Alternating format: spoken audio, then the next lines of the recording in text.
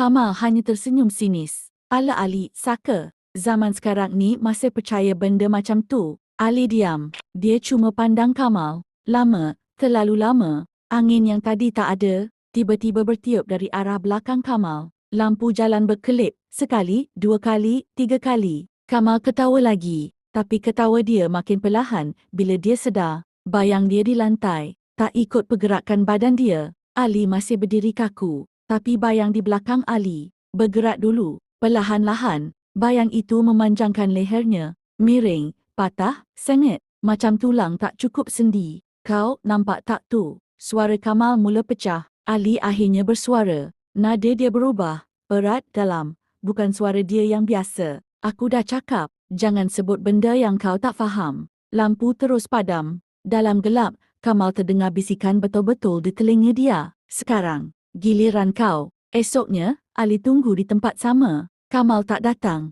Cuma ada satu benda tertinggal di bangku tempat dia duduk semalam. Telefon Kamal. Rakaman terakhir terbuka sendiri. Dalam video tu, Kamal duduk seorang diri. Ketawa. Tapi suara yang ketawa bukan suara dia.